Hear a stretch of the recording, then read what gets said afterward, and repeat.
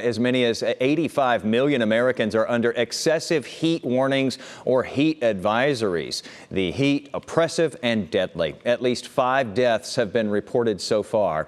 Morgan Norwood has more today from Los Angeles.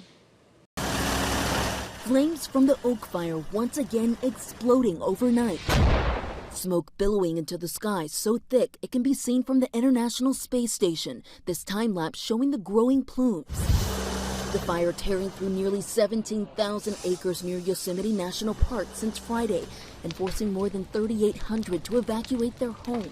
Fire was coming quickly. I have 2 children. During the scramble, the Blaylock's cat went missing. They finally got the call they've been waiting for. He is at the shelter right now. Linda and Aubrey Brown also scrambling to safety as the flames moved in, facing panic and chaos along the evacuation route. It was just pluming up over. The fire swallowing everything in its path, firefighters attacking the flames from all fronts, by air and on the ground.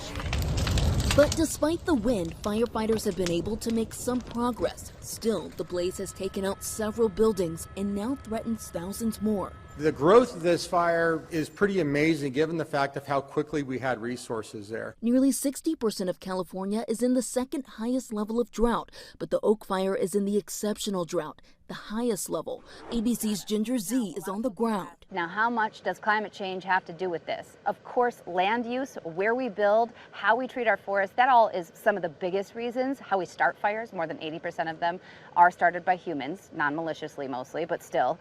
19% of the current mega drought can be attributed to climate change. But California isn't the only state experiencing hot conditions. Millions under heat advisories and warnings from coast to coast.